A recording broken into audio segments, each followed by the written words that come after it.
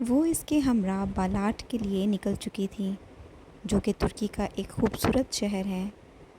بالاٹ رنگوں سے سجے گھر، گلیاں اور مقامات اس جگہ کو مزید پرکشش بناتے ہیں۔ ترکی کا ایک پرکشش اور رنگین ہمسایہ شہر۔ وہ سر اٹھائے وہاں کی خوبصورتی اور رنگوں سے بھرپور گھر اور گلیاں دیکھتی چہک رہی تھی۔ کتنا خوبصورت ہے نا یہ! سلطان نے اسے دیکھا اور وہ دل سے خوش ہوا۔ ایک اورنج کلر کے گھر کے ساتھ بنے گھر کے قریب گاڑی رکی۔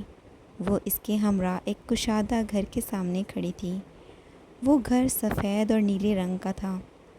عشا نے گھر کے باہر لگی نیم پلیٹ کو چھوا۔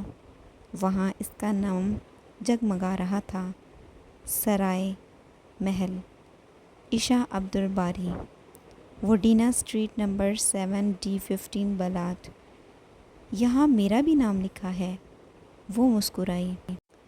وہ نیم پلیٹ پر لکھے اپنے نام کی طرف اشارہ کرتی بولی، یہ تمہارا گھر ہے میری گڑیا۔ وہ اس سے کچھ ہی فاصلے پر کھڑا تھا۔ عشا نے نفی میں گردن ہلائی۔ یہ ہمارا گھر ہے عبدل۔ اس نے نیم پلیٹ کی طرف اشارہ کیا، جہاں اس کا نام اس کے شوہر سمیت قلم بند تھا۔ وہ خوش تھی۔ سفید رنگ کا وہ کشادہ گیٹ کھلا اور وہ قدرے کھلے سرسبز لان اور وہاں لگے ڈھیروں پھول دیکھتی کھل کر مسکرائی۔ سلطان اسے لیے گھر داخل ہوا۔ لکڑی کا بنا وہ بھورے رنگ کا دروازہ کھلا۔ عشا نے ایک نظر دیکھا اور کچھ پل اس کی نظریں نہ ہٹیں۔ وہ حیران و پریشان سی اندرونی منظر دیکھ رہی تھی۔ یہ تو بالکل ویسا ہے عبدل۔ عشا نے تیزی سے سلطان کی طرف دیکھا۔ وہ شریر سا مسکرا رہا تھا۔ عشا نے دھیرے سے آنکھیں بند کیں اور وہ گھر جو اس کے خیالوں میں تھا، آنکھیں کھولتے وہ حقیقت میں اس کے روبرو تھا۔ وہ کھل کر ہنسی اور اچھلتی ہوئی اندر داخل ہوئی۔ وہ ہر طرف دیکھ رہی تھی۔ وہ تھا تو مختصر مگر کافی کشادہ تھا۔ ہال کے بائیں جانب کچن اور اس کے ساتھ ایک چھوٹا سا ڈائننگ ہال، کچن کے ساتھ چھوٹی سیڑھیاں جو اوپر ایک مختصر سی ہال میں جا رکتی تھیں۔ ہال کے دائیں طرف 2 کمرے اور سامنے لگی لکڑی کی سیڑھیاں جو چھت کے اوپری حصے تک جاتی تھیں۔ سیڑھیوں کے دائیں ہاتھ ایک کشادہ کمرہ اور سیڑھیوں کے نیچے سے کچھ فاصلے پر گھر کا بیک گیٹ۔ وہ چھوٹا سا گھر ہی تمام تھا۔ وہ بالکل ویسا ہی تھا جیسا آڑا ٹیڑھا نقشہ وہ اسے بنا کر دے چکی تھی۔ اس کی آنکھوں میں آنسو دیکھتا وہ اسے تھام چکا تھا۔ تمہیں پسند آیا؟ پسند؟ عشا نے اسے دیکھا۔ یہ تو وہی ہے اور آپ پسند کی بات کر رہے ہیں۔ وہ مسکرایا۔ وہ اس کے بازو سے لگی حسرت بھری نگاہ اس خوبصورت گھر کو دیکھ رہی تھی، جسے اتنی محنت سے اس کے نکمے شوہر نے مکمل کیا تھا۔ مرحبا، خوش آمدید، ایک مضبوط سی آواز سنتے وہ دونوں پلٹے۔ ایک کافی عمر رسیدہ شخص ایک ہاتھ پشت پر باندھے اور دوسرا آدھے بازو کو ایک طرف کیے انہیں دیکھتا مسکرایا۔ مرحبا، حاتم بے، سلطان نے سلام کیا۔ عشا، یہ حاتم بے ہیں، ہمارے خانسامہ۔ سلطان کے الفاظ پر عشا نے اسے کن اکھیوں سے دیکھا۔ مرحبا انکل۔ حاتم بے نے اس کے سر پر ہاتھ رکھا۔ خوش رہیں، سلامت رہیں۔ سب تیار ہے سلطان؟ سلطان نے سینے پر ہاتھ رکھتے انہیں اشارہ کیا۔ سیڑھیوں کے بائیں ہاتھ بنا ایک کشادہ کمرہ کافی خوبصورت تھا۔ مکمل فرنشڈ وہ گھر بنانے والے مہارت کو سلام کرتا تھا۔ کمرے کی بڑی سی بالکونی دیکھتی وہ چہک اٹھی۔ وہ بالکونی کافی کشادہ تھی۔ لیفٹ سائڈ پر سفید رنگ کا ایک زمینی جھولا دیکھتی وہ بچوں کی طرح خوش ہوئی۔ وہ اس کے چہرے کا ہر رنگ بغور دیکھ رہا تھا اور اس چہرے کا بڑھتا ہر رنگ وہ اپنی آنکھوں میں سما لینا چاہتا تھا۔ وہ پورے گھر میں آتما کی طرح گھوم رہی تھی۔ وہ بالکل ویسا ہی تھا جیسا وہ کبھی خوابوں میں سوچتی تھی۔ ایک گھر جو اس کے خیالوں میں ابھرتا تھا، وہ اب حقیقت میں اس کے سامنے تھا۔ چلو آؤ، وہ اسے لیے اوپری حصے میں آیا۔ یہ میں نے خود ڈیزائن کیا ہے، تم نے بس اندرونی حصہ ہی بنایا تھا۔ اس کے علاوہ باقی سب میری ترتیب ہے۔ وہ خوش ہوئی۔ آپ کی ترتیب تو کافی پرکشش ہے ابدر، یہ بہت خوبصورت ہے۔ وہ ریلنگ کے قریب آ کھڑی ہوئی۔ وہاں سے سامنے کا منظر کافی خوبصورت تھا۔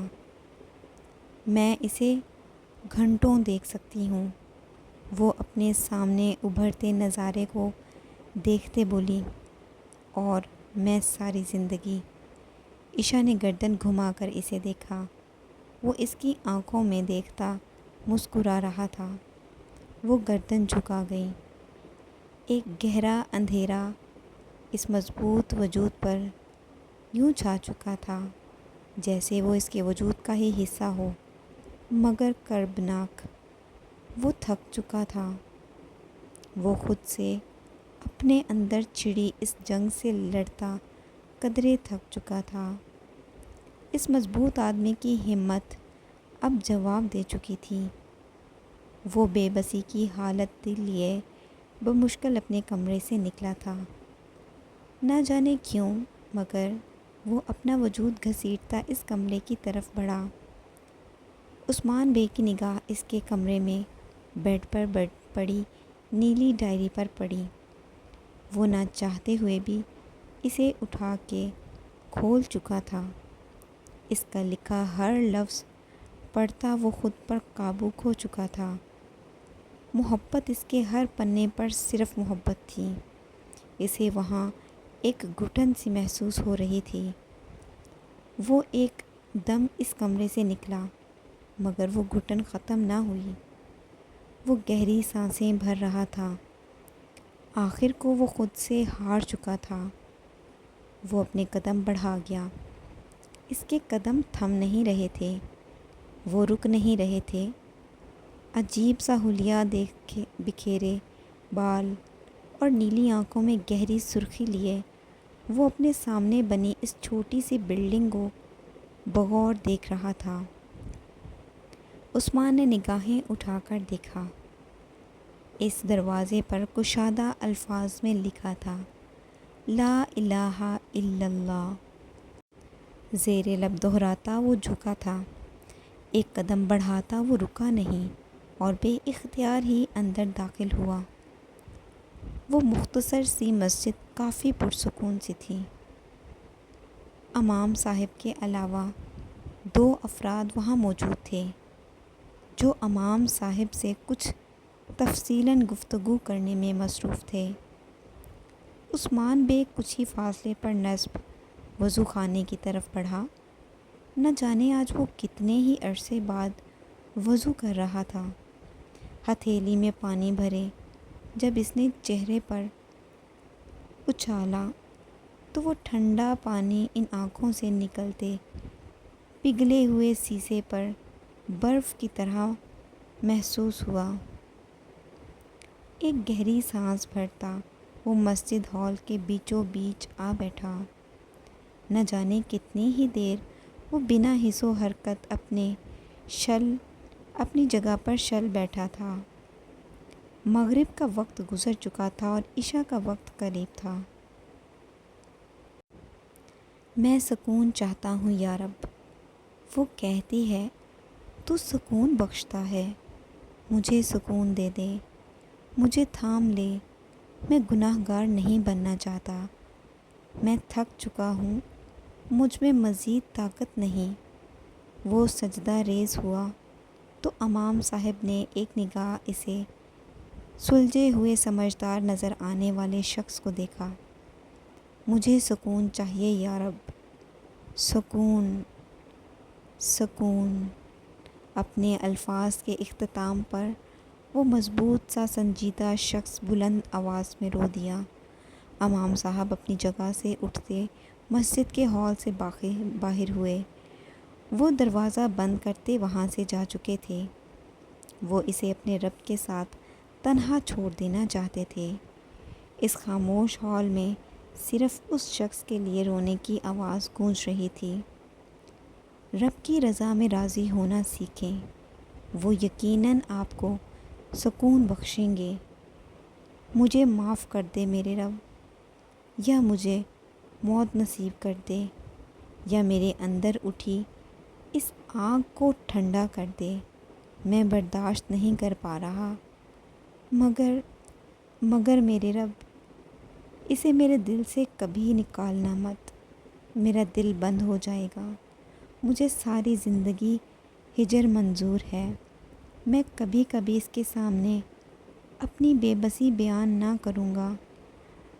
میں خود پر ساری زندگی قابو رکھوں گا، مگر اسے میرے دل سے نکالنا مت۔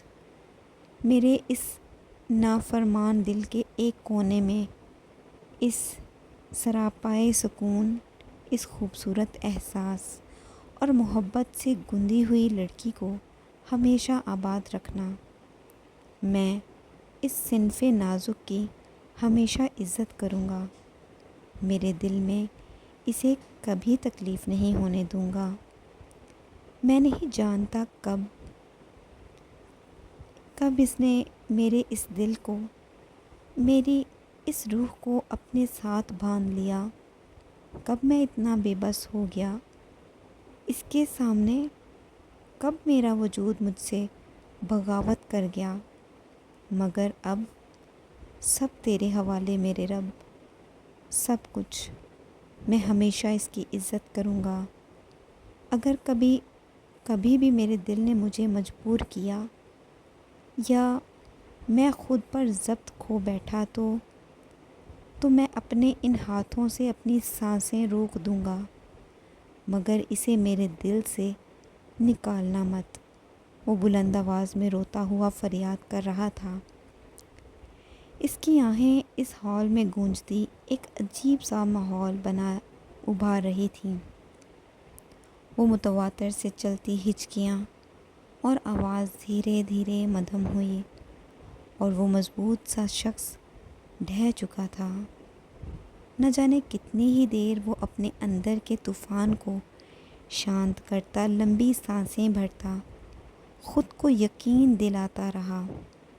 عشاء کی نماز کے لیے لوگوں کی ایک بڑی تعداد مسجد میں داخل ہوئی۔ عشاء ادا کرتا وہ وہاں سے نکلا تھا، مگر وہاں آنے سے پہلے عثمان بے اپنے ساتھ سوالوں کی ایک لمبی فہرست لایا تھا، اور واپسی پر ان تمام سوالات کے جواب ہاتھ میں تھامے وہ قدرے پرسکون ہوتا واپس لوٹا تھا۔ اسے خود پر قابو پانا سیکھنا تھا، اسے خود کو پرسکون رکھنا تھا، بالکل ایک سمندر کی طرح۔ وہ بظاہر تو پرسکون ہوتا ہے، مگر وہ اپنے اندر شدید لہروں کی ایک بڑی تعداد چھپائے رکھتا ہے، جو وقت آنے پر اپنی شدت ظاہر کرتی ہیں اور تمام ہجرتوں کو لے ڈوبتی ہیں۔ انسان بڑا ہی خود غرض ہوتا ہے۔ جہاں اسے اپنا کوئی فائدہ نظر آئے وہ وہیں رہ جاتا ہے، یہاں تک کہ رب کی بارگاہ میں بھی وہ جاتا ہے اور اس سے مانگتا ہے اپنی خوشیاں، اپنی تکلیفوں سے رہائی، اپنی مشکلات کا حل۔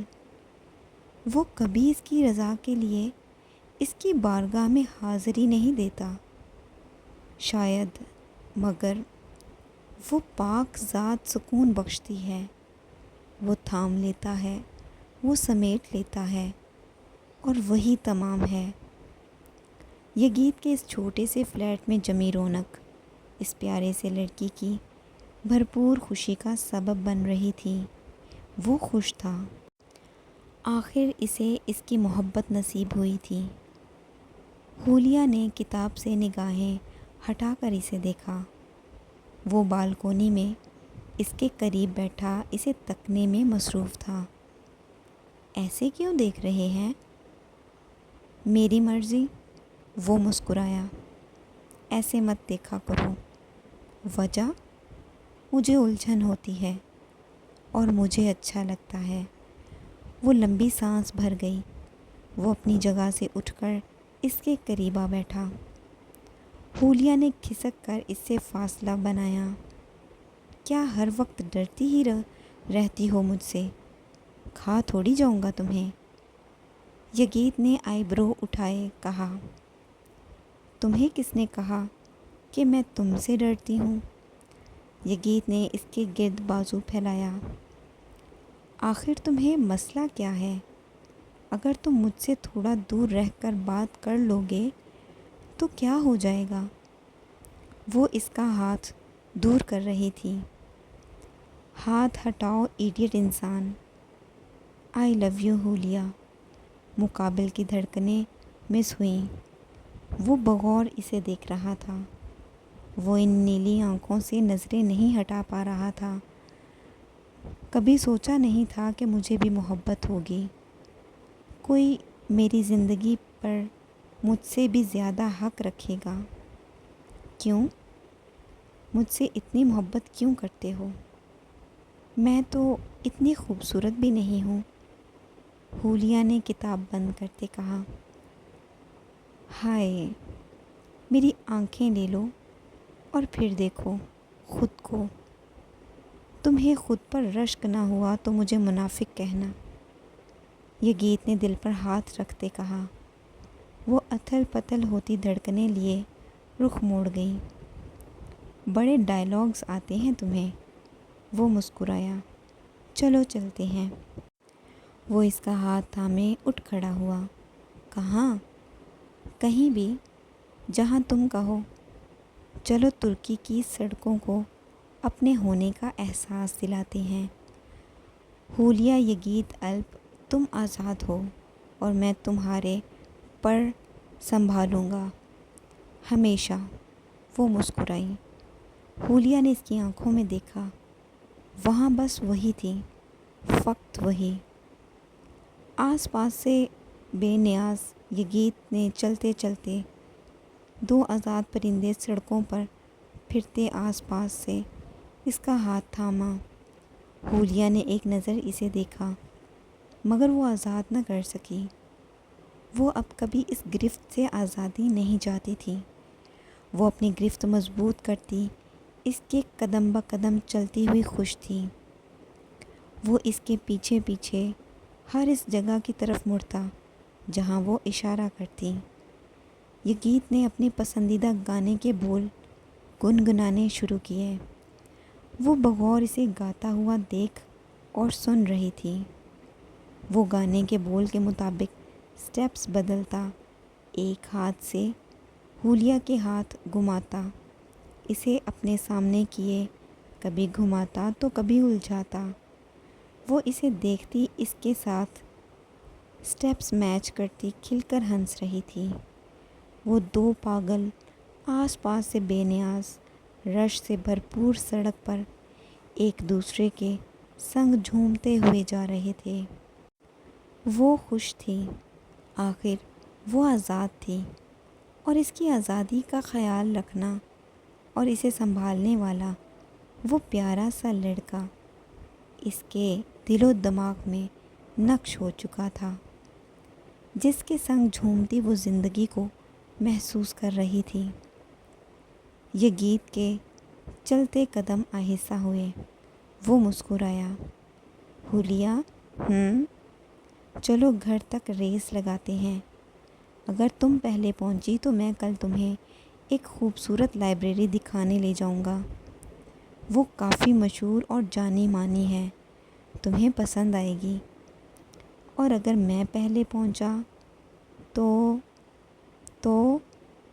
وہ بعد میں بتاؤں گا، حولیہ نے اسے کہا۔ ریڈی؟ کہتے ہی وہ سڑک پر دوڑ لگا گیا۔ چیٹر کہیں کے، وہ تیزی سے اس کے پیچھے بھاگی۔ یگیت نے بھاگتے ہوئے اپنے قدم آہستہ کیے۔ وہ اس کے قریب آ پہنچی تو اس نے اس کی کلائی مضبوطی سے تھامی اور اپنے قدم تیز کر گیا۔ وہ جان گئی تھی کہ یہ ریس آخر کیوں لگ رہی ہے۔ گھر کے قریب پہنچتے بیگی نے اس کی کلائی آزاد کی اور وہ رک گیا۔ وہ بھاگتی ہوئی گھر داخل ہوئی۔ آہا، میں جیت گئی۔ تم ہار گئے لمبی ٹانگوں والے انسان۔ وہ دروازے پر کھڑی اچھل رہی تھی۔ وہ ہنسا اور ایک نگاہ آس پاس دیکھتا وہ گھر کے اندر داخل ہوا۔ وہ دھڑام سے اس کے قریب صوفے پر آ گرا۔ کافی بھوک لگ رہی ہے، کیا کھاؤ گی؟ وہ سیدھا ہوا۔ مجھے کچھ نہیں بنانا آتا، حولیہ نے ایک دم کہتے اٹھتے کہا۔ آہ لڑکی، میں تم سے پوچھ رہا ہوں، کہہ نہیں رہا۔ بتاؤ کیا کھاؤ گی؟ اور بنائے گا کون؟ ظاہر ہے میری موگلی میں ہی بناؤں گا نا۔ تمہیں کھانا بنانا آتا ہے؟ وہ ہنسا۔ نہیں تو۔ یگیت نے دونوں ہاتھ آپس میں باندھے۔ سنو، بیگی نے آئی برو اٹھائے کہا، مجھے کھانا بنانا نہیں آتا اور نہ ہی باقی کام۔ نہ صفائی کرنا پسند ہے اور نہ ہی کوئی کام۔ وہ مسکرایا۔ تو تمہیں کس نے کہا یہ سب کرنے کو؟ ارے ظاہر ہے اب میں تمہاری بیوی جو ہوں تو تم کہو گے ہی نا مجھے یہ سب کرنے کو۔ آہا، حولیہ اتنی مشکل سے اتنی محنت کر کے تمہیں اپنی بیوی بنا کر لایا، اس لیے تھوڑی کہ تم سے گھر کے کام کرواؤں گا۔ اگر مجھے گھر کے کام ہی کروانے ہوتے تو میں کوئی ملازم رکھتا نہ کہ تم سے شادی کرتا۔ وہ مسکراہٹ دبا گئی۔ تو پھر کون کرے گا یہ سب کام؟ ظاہر ہے تمہارا شوہر نامدار۔ تمہیں سب آتا ہے کیا؟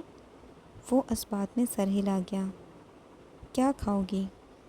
تمہیں کیا کیا بنانا آتا ہے؟ مجھے سب آتا ہے، تم آرڈر کرو۔ وہ ہنسی تو ان نیلی آنکھوں میں چمک ابھری۔ مقابل خوش ہوا تھا۔ اس کے آرڈر کے مطابق وہ دن بھر کا تھکا ہارا انسان اپنی پسندیدہ بیوی کے لیے کچن میں خوار ہوتا دل سے خوش تھا۔ وہ اس کے قریب کھڑی اسے کام کرتا دلچسپی سے دیکھ رہی تھی۔ مسٹر ایپل، تم تو کافی بڑے شیف ہو، تمہیں 10 میں سے میں 9 نمبر دوں گی، حولیہ نے چمچ بھرتے کہا۔ اور باقی کا 1؟ وہ پریزنٹیشن کا کٹ گیا۔ مطلب؟ وہ ہنسی۔ کھانا واقعی اچھا ہے مسٹر شیف، شکراً۔ وہ دل پر ہاتھ رکھے بولا۔ وہ چھوٹا سا فلیٹ پھولوں سے مکمل بھر چکا تھا۔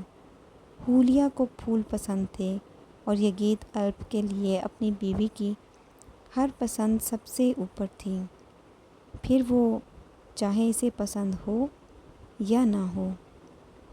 وہ دل سے اپناتا تھا، مگر اسے محفوظ رکھنے کے لیے اب اسے ہر وقت الرٹ رہنا تھا۔ وہ کوئی کوتاہی نہیں برت سکتا تھا۔ وہ جانتا تھا کہ اس کی ایک غلطی یا ذرا سی لاپرواہی اس کی جان اس کے جسم سے جدا کر سکتی ہے۔